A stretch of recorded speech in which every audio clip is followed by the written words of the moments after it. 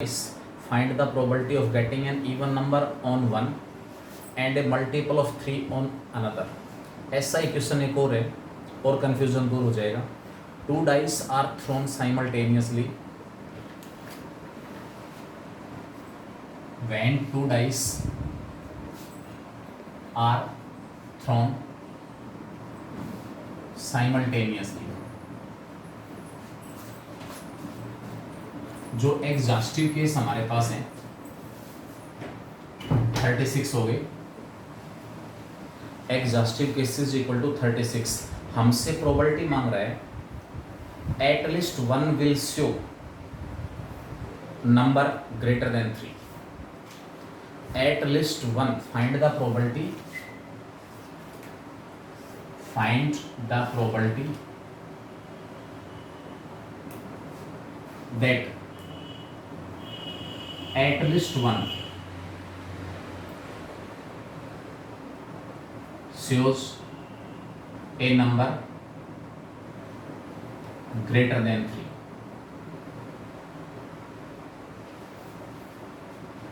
कम से कम एक जो डाई है ना उसकी आउटकम 3 से ज़्यादा जरूर हो. यानी कि या तो फर्स्ट डाई के ऊपर 4, 5 या 6 होना चाहिए, सेकंड के ऊपर कुछ भी हो सकता है, या सेकंड डाई के ऊपर 4, 5 या 6 होना चाहिए, फर्स्ट के ऊपर कुछ भी हो. कम से कम एक डाई के ऊपर जो आउटकम है वो 3 से बड़ी ज़रूर हो. दोनों के ऊपर आउटकम 3 से बड़ी हो सकती है. मैं इसका कॉम्प्लीमेंट्री देखूंगा क्योंकि यहाँ केस ज़्यादा बनेंगे. ज़्यादा कैसे बनेंगे?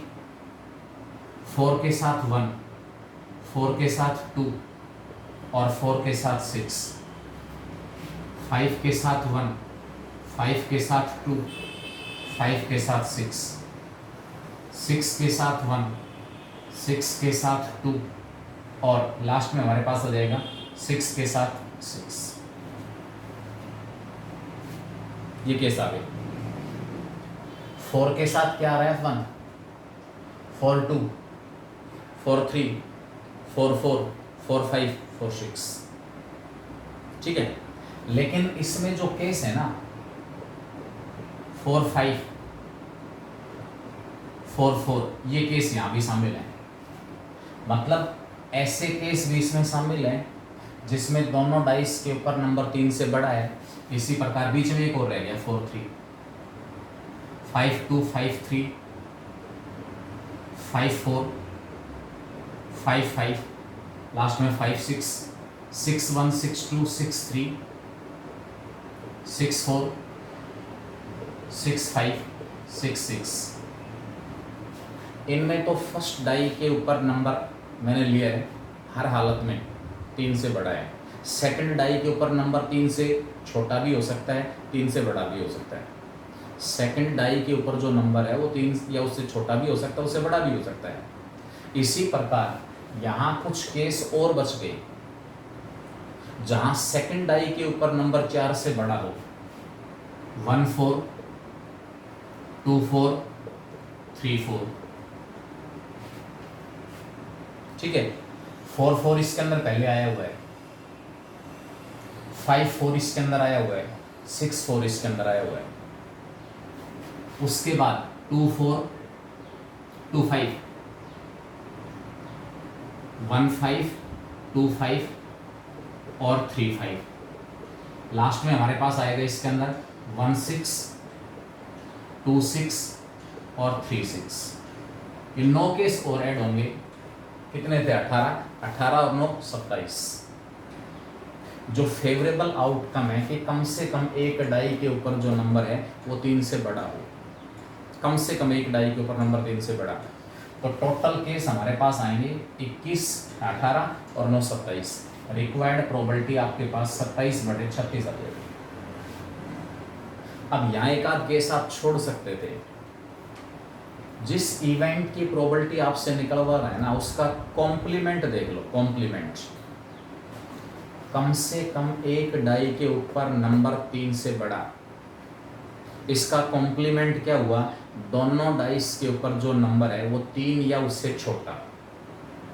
जिस इवेंट की प्रोबेबिलिटी निकालनी है उसका कॉम्प्लीमेंट्री इवेंट हो जाएगा कि दोनों डाइस की आउटकम 3 या उससे छोटी 1-1, 1-2, 1-3, 2-1, 2-2, 2-3, 3-1, 3-2, 3-3। इसमें दोनों डाइस के ऊपर जो आउटकम है, दोनों डाइस की जो आउटकम है वो 3 या उससे छोटी है। बाकी जितने भी केस बच गए, केस हो गए 9, तो 1 में से 9/36 आप माइनस कर देना। ये कौन से केस हैं? जिसमें दोनों जो डाइस हैं उनकी आउटकम 3 या उससे छोटी, और हमें प्रोबेबिलिटी निकालनी है एटलीस्ट 1, कम से कम एक जो डाई है उसकी जो आउटकम है वो 3 से बड़ी हो। पहले मैंने वो केस ले ली, फर्स्ट डाई के ऊपर नंबर 3 से बड़ा 4, सेकंड के ऊपर कुछ भी हो, फर्स्ट डाई के ऊपर नंबर 5, सेकंड के ऊपर कुछ भी आए, फर्स्ट डाई के ऊपर नंबर 6, सेकंड के ऊपर कुछ भी आए, सेकंड डाई के ऊपर नंबर 4 लिया, नंबर 4 केवल 3 केस आए, सेकंड डाई के ऊपर नंबर 4, 1 4, 2 4 और 3 4 आया, 4 4 नहीं आया, 4 4 ऑलरेडी यहाँ पहले आ चुका, 5 4 नहीं आया, 5 4 यहाँ आ चुका, 6 4 यहाँ आ चुका। सेकंड डाई की आउटकम 4 है, फर्स्ट के ऊपर चाहे कुछ भी आए। उसके बाद सेकंड डाई की आउटकम 5 है, 1 5, 2 5, 3 5, वेर इज 4 5, 4 5 ये रहा। व्हाट इज 5 5, वेर इज 5 5 ये रहा, और 6 5 ये रहा। इसी प्रकार 1 6, 2 6, 3 6, 4 6 ये रहा, 5 6 ये रहा, 6 6 ये रहा। तो इसमें कंफ्यूजन नहीं होना चाहिए। यहाँ 27 केस बन रहे हैं, इसका कॉम्प्लीमेंट कि दोनों जो डाइस हैं उनके ऊपर नंबर 3 या उससे छोटा, 3 शामिल है, या 3 से बड़ा है तो 3 शामिल हो गया कॉम्प्लीमेंट में, 3 या उससे छोटा। फर्स्ट के ऊपर 1 1 2 1 3, 2 1 2 2 2 3, 3 1 3 2 3, 9 केस आ गए। जिस इवेंट की प्रोबेबिलिटी हमसे निकलवाई है उसके कॉम्प्लीमेंट्री इवेंट में। नेक्स्ट क्वेश्चन है 42, probability that month of April has exactly 5 months, 5 Monday sorry. Probability निकालो that month of April has exactly 5 Monday, exactly 5 Monday, इसकी प्रोबेबिलिटी निकालनी है। ठीक है, कैसे निकालेंगे? किसी भी मंथ की निकाल सकते हो, किसी भी मंथ की। जुलाई के अंदर 5 मंडे होंगे, इसकी क्या प्रोबेबिलिटी है? दिसंबर में 5 संडे होंगे, इसकी क्या प्रोबेबिलिटी है? दिसंबर के अंदर 5 फ्राइडे मिलेंगे, इसकी क्या प्रोबेबिलिटी है? और पूरा जो साल आपके पास है, एंटायर ईयर, नॉर्मल ईयर के अंदर 53 संडे होंगे, इसकी क्या प्रोबेबिलिटी है? लीप ईयर के अंदर 53 मंडे होंगे, इसकी क्या प्रोबेबिलिटी है? कॉन्सेप्ट को समझें, इंडिविजुअल मंथ की या पूरे साल की।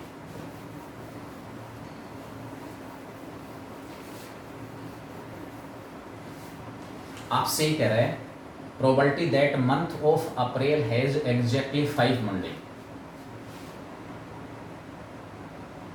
Probability that April month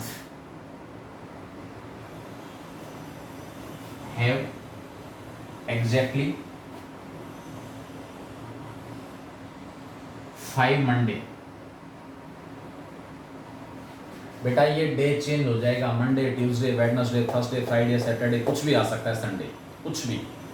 month change हो सकता है, अप्रैल, मई, जून, जुलाई, कुछ भी गए। कॉन्सेप्ट समझें, 10 12 15 20 क्वेश्चन निकल गए। नंबर ऑफ डेज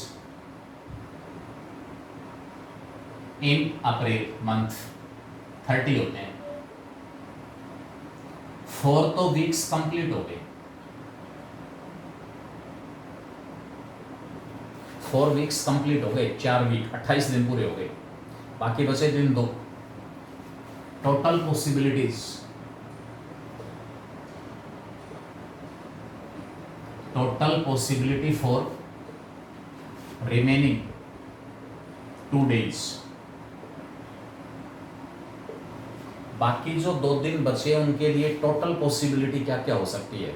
बेटा जो बाकी 2 दिन बचे वो वीक के कंसेक्यूटिव डे होंगे।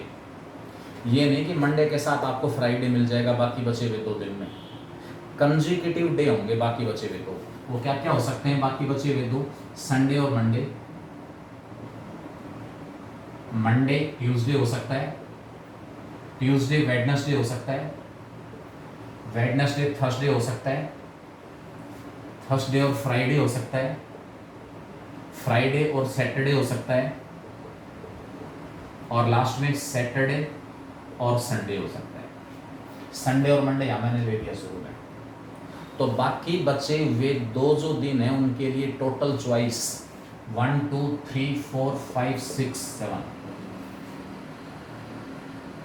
1 2 3 4 5 6 7 टोटल चॉइस मेरे पास 7 हैं फॉर रिमेनिंग 2 डेज। अगर यहाँ पर मंथ अप्रैल की बजाय आ गया कोई भी ऐसा मंथ जिसमें 31 डेज होते हैं, 31, तो बाकी 3 दिन बचेंगे।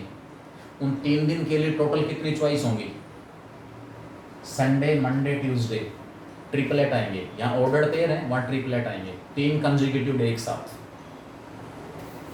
तो यहाँ से केस आपके पास आ जाएगा देयरफॉर प्रोबेबिलिटी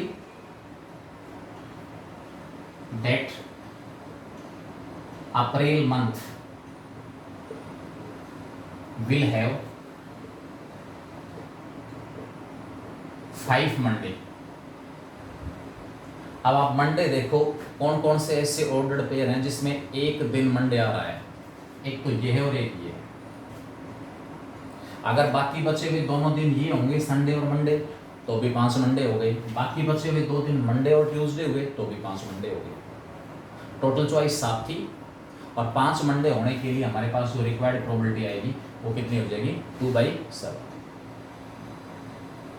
बेटा यहाँ कॉम्बिनेशन अप्लाई मत कर देना, कभी यहाँ कॉम्बिनेशन अप्लाई कर दो, क्योंकि यहाँ रिस्ट्रिक्शन है कंसेक्यूटिव डे आएंगे, बनाएंगे कितने होंगे। यहाँ कंसेक्यूटिव डे हैं, कंसेक्यूटिव, कभी कॉम्बिनेशन अप्लाई कर दो।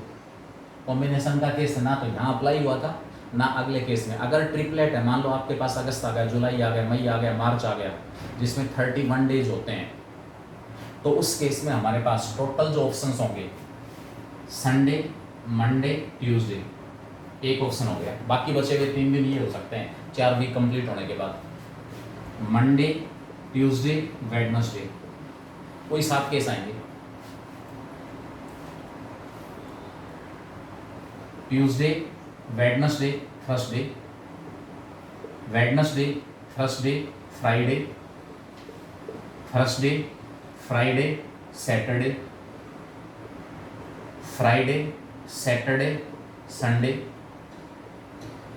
सैटरडे संडे मंडे, और लास्ट में फिर दोबारा से संडे मंडे ट्यूसडे जो मैंने शुरू में ले लिया।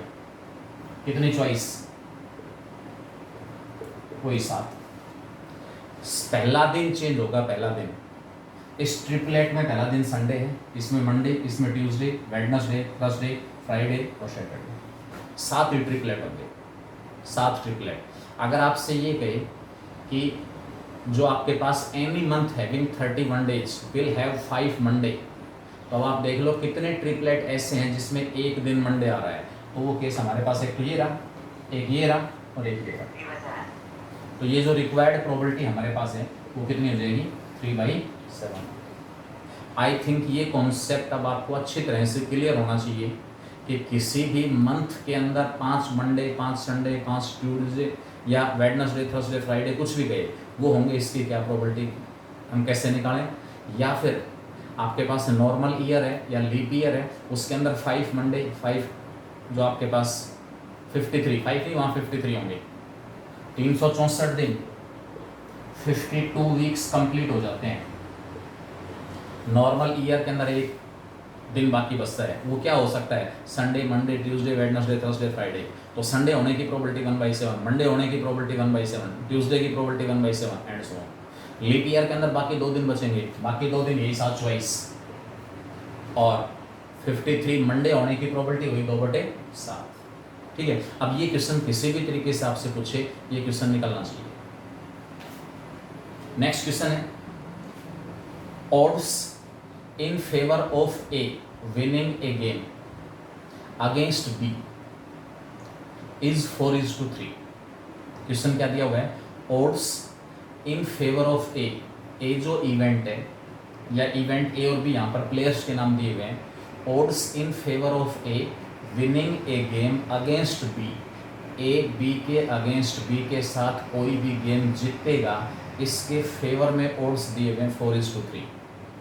If 3 games are played to decide the overall winner, overall winner decide करने के लिए टोटल 3 जो गेम है वो खेले जाने हैं, तो हमें odds in favour of A winning at least once. भाई किसी भी गेम में ए के फेवर में, ए के जीतने के फेवर में जो ओड्स हैं, when he plays against B, these are 4:3।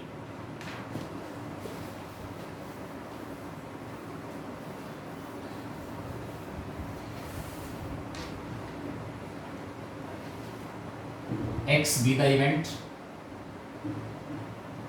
that A wins a game against B. B के अगेंस्ट A जो है वो एक गेम जीतेगा, इवेंट X अकर हो जाएगा। मैंने आपको बार बार बताया ओड्स जो होते हैं वो किसी भी इवेंट के फेवर में या अगेंस्ट में होते हैं। Therefore odds in favour of event x, जो इवेंट एक्स दिया हुआ है, इवेंट एक्स, उसके फेवर में ओड्स हैं 4:3। एक बच्चा आज भी पूछ रहा था ओड्स को कभी भी आप प्रोबेबिलिटी ना कहें कि भाई ये तो 4/3 आ गया और 1 से बड़ा हो गया। आपने तो कहा था कि प्रोबेबिलिटी तो 0 से 1 के बीच में होती है। ये प्रोबेबिलिटी है ही नहीं, ये प्रोबेबिलिटी है ही नहीं। इसका मतलब यहाँ से आप ये अंदाज़ा लगा सकते हो कि भी किसके जीतने के चांसेस ज़्यादा होंगे। Odds in favour of event X 1:1, 50-50% chances इन दोनों के जीतने के। प्रोबेबिलिटी ऑफ एक्स यानी कि ए जो है वो गेम जीतेगा बी के अगेंस्ट, बी के अगेंस्ट ए कोई भी गेम जीतेगा, इसकी प्रोबेबिलिटी हमारे पास आ गई। फेवर में ओड्स हैं तो 4/7। ठीक है, अब यहाँ पर प्रोबेबिलिटी है किस इवेंट की निकालनी है, to decide the overall winner if 3 games are played. 3 match खेले जा रहे हैं, 3 गेम खेले जा रहे हैं, हमें ओड्स निकालने हैं। अब आप मेरे को ये बताओ, अगर आपके पास प्रोबेबिलिटी आ जाए तो क्या ओड्स निकल सकते हैं? अगर प्रोबेबिलिटी हमारे पास है किसी भी इवेंट की तो उसके फेवर में और अगेंस्ट में ओड निकल सकते हैं। प्रोबेबिलिटी इवेंट एक्स की 4/7 है तो फेवरेबल केस 4, टोटल 7, तो नॉन फेवरेबल 3 हो गई। फेवरेबल 4, नॉन फेवरेबल 3, तो फेवर में ओड्स 4:3, अगेंस्ट में ओड 3:4। यानी कि अगर आपके पास प्रोबेबिलिटी है तो वहाँ से मैं फेवर और अगेंस्ट में ओड निकाल सकता हूँ। तो मुझे किसकी प्रोबेबिलिटी निकालनी है? In a series of 3 games at least A will win at least 1 match, at least 1 game.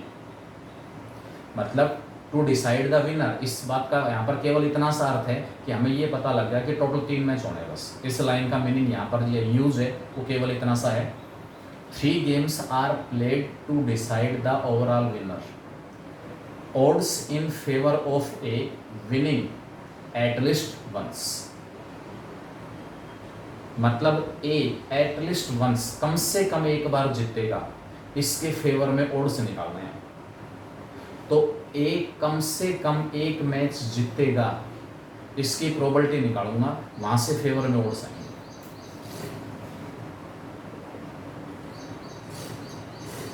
Probability that A out of 3 match, out of 3 matches A will win at least 1, at least 1। अब यहाँ case बढ़ेंगे, कम से कम एक match जीत सकता है, एक match जीत सकता है। एक्स इवेंट अक्कर कब होगा? जब बी के अगेंस्ट ए मैच जीतेगा, और अगर हार गया तो उसका कॉम्प्लीमेंट अक्कर होगा, एक्स का कॉम्प्लीमेंट। कम से कम एक मैच जीतेगा, एक जीत सकता है, वो कौन सा? पहला, दूसरा या तीसरा? पहला जीता बाकी दो हार गया, दूसरा जीता पहला और तीसरा हार गया, तीसरा जीता पहला और दूसरा हार गया, दो जीत सकता है, तीनों जीत सकता है, केस 7 बन गई। कॉम्प्लीमेंट्री, एक में से मैंने माइनस कर दिया कि उसने एक भी मैच नहीं जीता, एक भी मैच वो नहीं जीत पाया, तीनों मैच हार गया। A against B, when A plays against B he loses all the 3 matches. तीनों के 3 मैच वो हार गया, उसकी प्रोबेबिलिटी निकाल दी मैंने। तो बाकी क्या बच गया फिर कि कम से कम एक उसने जीता है। भाई एक भी नहीं जीता का कॉम्प्लीमेंट, कम से कम एक जीता है। अब यहाँ से x की प्रोबेबिलिटी, x कॉम्प्लीमेंट की प्रोबेबिलिटी क्या आ गई 3/7। 1 माइनस एक्स कॉम्प्लीमेंट की प्रोबेबिलिटी 3/7, उसका क्यूब 27 अपॉन में 343, एलसीएम आ गया 343। प्रोबेबिलिटी क्या है आपके पास, ये हमारे पास है probability that out of 3 matches A will wins at least 1। बेटा एक तरफ 7 केस बढ़ रहे हैं, 7 केसेस में प्रोबेबिलिटी निकाल के आप ऐड करो, जहाँ x आ रहा है प्रोबेबिलिटी 4/7, कॉम्प्लीमेंट आ रहा है प्रोबेबिलिटी 3/7। उसकी बजाय मैंने केवल एक केस की प्रोबेबिलिटी निकाली, क्योंकि ये इसका कॉम्प्लीमेंट्री है जो हमें निकालना है। 343, इसमें से हमने 27 माइनस कर दिया, कितना बचा 316 अपॉन में 343। मतलब जिस event at least one match 1/a, इसके फेवर में ओड्स निकालने हैं। तो at least 1 match 1/a, it's probability is 316 upon 343। Favourable case कितने आ गए 316, नॉन फेवरेबल केस कितने आ गए, टोटल में से फेवरेबल माइनस कर दो 27, 343 में से 316 माइनस कर दिया। तो फेवर में ओड्स इन फेवर ऑफ, एक मैच जीतने के फेवर में ओड्स नहीं है, एक मैच जीतने के फेवर में ओड्स नहीं है। 3 में से आप होगी इस बीच वाली लाइन का रोल क्या रहा कि to decide overall winner 3 matches will be played, उसका ये हुआ 3 की जगह 5 होते तो यहाँ पर एक्स कॉम्प्लीमेंट 5 पर आ जाता। तो लास्ट में odds in favour that A will win at least 1 match, तो हमारे पास फेवर में है तो 316 इज टू 27, अगेंस्ट में ओड निकलवाता है तो 27 is to 316। Next question, a missing helicopter is reported. बेटा ये रीजन से रिलेटेड क्वेश्चन है, रीजन से related. A missing helicopter is reported to have crashed somewhere in the rectangular region. Region दिया हुआ है, ठीक है, शोन इन द फिगर दी हुई है, उसके अंदर ये रिपोर्ट किया गया कि भाई जो मिसिंग हेलीकॉप्टर है कहीं ना कहीं इस रीजन में मिस हुआ है, गायब हुआ है, कहीं ना कहीं क्लैश हो गया या खो गया। What is the probability that it is crashed inside the lake shown in the figure?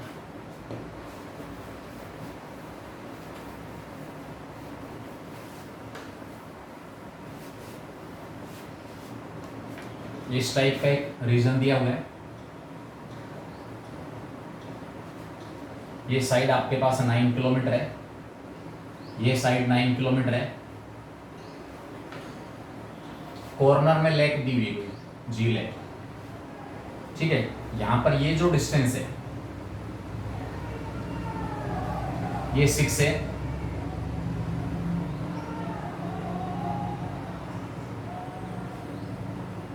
ये इधर है 2 किलोमीटर, ठीक है। टोटल ये साइड 9 किलोमीटर, ये साइड 9 किलोमीटर, ठीक है। तो आपके पास क्वेश्चन गिवन है, ये लेक है। पहले तो रिपोर्टिंग क्या हुई कि वो जो मिसिंग हेलीकॉप्टर है कहीं ना कहीं इस रीजन में गायब हुआ है, तो टोटल जो रीजन उसका एरिया क्या हो गया, एग्जॉस्टिव केस 81 किलोमीटर स्क्वायर। अब हमसे कह रहा है कि इसकी क्या प्रोबेबिलिटी है, इसकी क्या प्रोबेबिलिटी है कि वो इस लेक के अंदर गायब हुआ है, तो इसका एरिया निकाल दो। जब ये 2 किलोमीटर है यहाँ से लेकर यहाँ तक, तो ऊपर कितना बच गया? 7 किलोमीटर। ये 6 किलोमीटर है, इधर कितना बच गया? 3 किलोमीटर। इस रीजन में वो हेलीकॉप्टर गायब होगा, क्रैश हुआ, कुछ भी हुआ, गायब हो गया, इसकी प्रोबेबिलिटी हमारे पास क्या आएगी? 21/80। फेवर में ये रीजन है कि इस रीजन में गायब हुआ है, इसकी प्रोबेबिलिटी निकालो। तो इस रीजन का एरिया डिवाइडेड बाय जो पूरा रेक्टेंगुलर एरिया है वो हमारे पास आ जाएगा। ये एग्जॉस्टिव है कि इस रीजन के अंदर। एक और केस, सर्कल का केस हो सकता है। सपोज ये सर्कल है जिसका सेंटर है 0 0, रेडियस हमारे पास दी हुई है।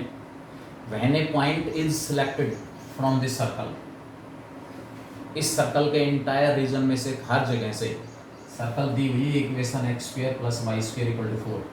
आई थिंक मैंने सर्कल के कॉन्सेप्ट्स डिस्कस किए हुए हैं, जर्नल इक्वेशन वगैरह क्या कुछ होगी, सेंट्रल फॉर्म क्या होता है, वो डिस्कस किया हुआ है। इसी कॉन्सेप्ट से रिलेटेड दूसरा क्वेश्चन है, इसलिए बता देता हूँ यहाँ पर। ये सपोज ये सर्कल है, इसकी क्या प्रोबेबिलिटी है? When A point is selected, when A point is selected from entire of this circle, तो इसकी क्या प्रोबेबिलिटी है कि वो जो पॉइंट P सिलेक्ट हुआ है वो उस रीजन में से सिलेक्ट हुआ है जहां x और y दोनों ग्रेटर देन इक्वल टू 0 है। अब x और y, इसका मतलब पूरी सर्कल का एरिया तो आपके पास क्या होगा? एग्जॉस्टिव केस, एग्जॉस्टिव रीजन, और x और y दोनों ग्रेटर देन इक्वल टू 0, ये 0 0 है, ये फर्स्ट क्वाड्रेंट में होते हैं। तो हमारे पास ये एरिया कितना आ जाएगा? फर्स्ट क्वाड्रेंट का एरिया फेवरेबल केस, क्योंकि पॉइंट वहाँ होने के चांसेस क्या हैं, वो पॉइंट वहाँ से सिलेक्ट होने के चांसेस क्या हैं जहाँ x और y दोनों ग्रेटर देन इक्वल टू 0 हैं।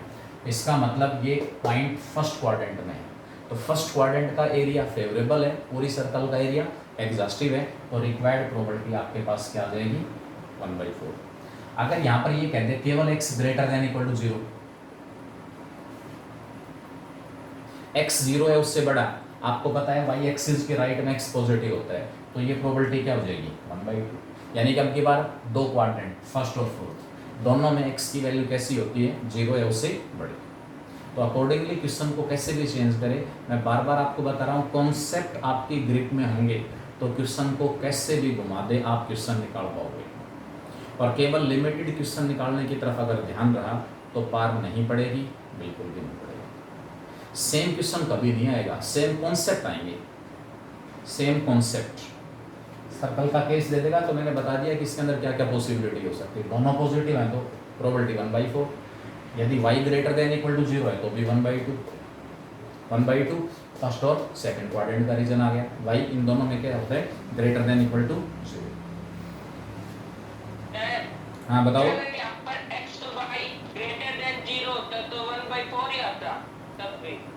बेटा हाँ, इसके अंदर इस रीजन का यहाँ पर ग्रेटर देन और इक्वल टू 0 का मतलब क्या है? कोई फर्क नहीं पड़ेगा उससे, क्योंकि वहाँ तो आपके पास ये पॉइंट्स लाइन के ऊपर जो दिए हुए हैं, ग्रेटर देन 0 होता तब भी सेम केस, क्योंकि पॉइंट वाला जस्ट एक लाइन दी हुई है, उस केस में हम एरिया यहाँ पर नहीं निकाल पाएंगे। X Y greater than equal to 0, X Y greater than 0 understood सी बात है, फर्स्ट क्वाड्रेंट से रिलेटेड, क्योंकि उतना डीप में यहाँ आपका जो सिलेबस है उसमें उतना डीप में नहीं जाएगा फिर, क्योंकि लाइन है जस्ट। जब एक्स वाई ग्रेटर देन 0 का मतलब क्या है कि जहाँ एक्स और वाई इक्वल टू 0 है वो पॉइंट हटा दिए। वो पॉइंट कौन से हैं फिर? एक इस लाइन के ऊपर, एक इस लाइन के ऊपर। इस लाइन के ऊपर y 0 होता है, इस लाइन के ऊपर x 0 होता है। ठीक है, उतना डीप में नहीं जाएंगे हम, वो एरिया नहीं निकाल पाएंगे। लाइन के ऊपर तो जस्ट पॉइंट्स होते हैं, तो वो एरिया हम नहीं निकाल पाएंगे, केवल फर्स्ट क्वाड्रेंट का एरिया। क्योंकि यहाँ पर आपके पास इसमें दिया हुआ है, सर्कल आपके पास दी हुई है, एंटायर रीजन है, एंटायर रीजन है अंदर अंदर बड़ा, और सरकमफ्रेंस के ऊपर रीजन, वो तो जस्ट लाइंस दी हुई है, तो उसमें ज़्यादा डीप में ना जाएं। ठीक है, ये क्वेश्चन एक और था, an anti aircraft gun can fire, ये क्वेश्चन मैं कल करवा चुका हूँ। एक और क्वेश्चन देखें, odds against a certain event are 5:2 and odds in favor of another independent event are 6:5. Chance that at least one of the events will happen.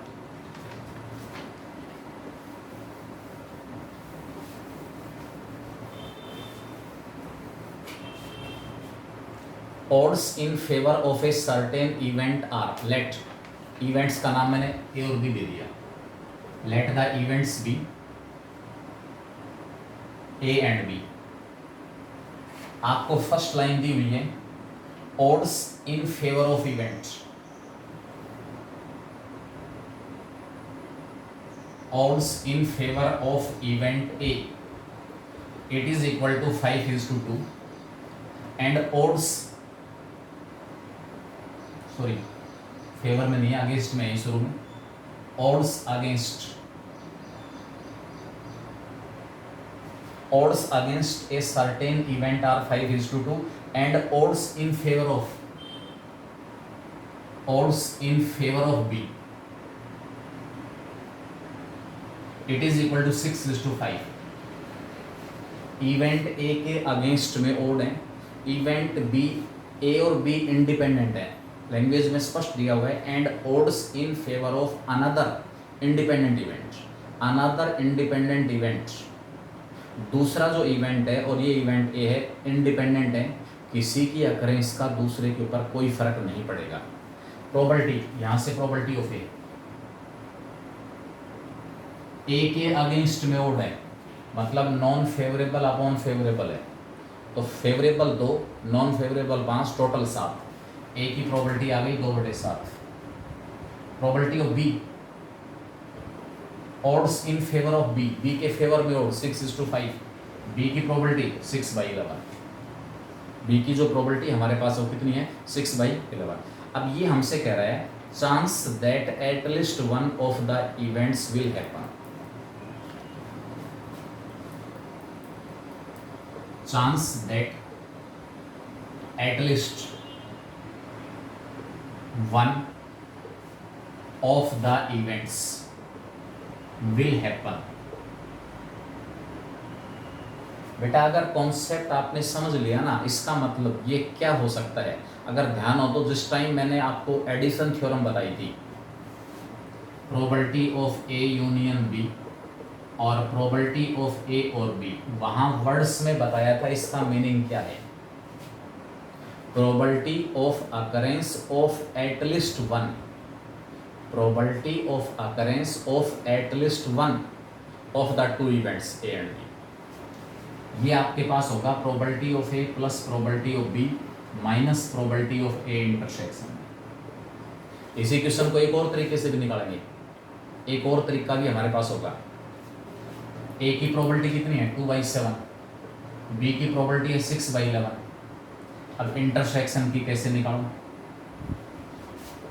ए और बी इंडिपेंडेंट हैं, मैंने मेथड बताया था अगर आपको याद हो तो, अगर दो इवेंट इंडिपेंडेंट हैं तो उनके साइमल्टेनियस अकरेंस की प्रोबेबिलिटी, इंटरसेक्शन की प्रोबेबिलिटी उनकी अलग अलग प्रोबेबिलिटी के प्रोडक्ट के इक्वल होता है। यानी कि ये जो ए इंटरसेक्शन बी है इसकी प्रोबेबिलिटी, मेथड बताया था आपको, ध्यान हो तो, how we will check whether the two events are independent और नॉट। क्या करेंगे उसके लिए,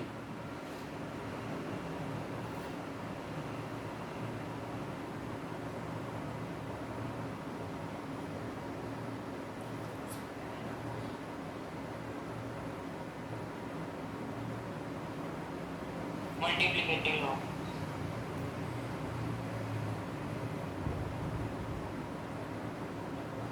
बेटा दोबारा कनेक्ट होना है, ठीक है ना। दो इवेंट अगर इंडिपेंडेंट इवेंट हैं तो इंटरसेक्शन की प्रोबेबिलिटी उनकी अलग अलग प्रोबेबिलिटी के प्रोडक्ट के इक्वल है। तो यहाँ से आपके पास आ गया probability of A into probability of B.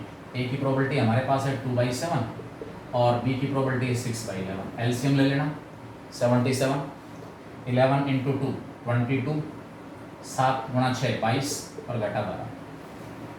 तो रिक्वायर्ड प्रोबेबिलिटी आपके पास 52/77 आ जाएगी।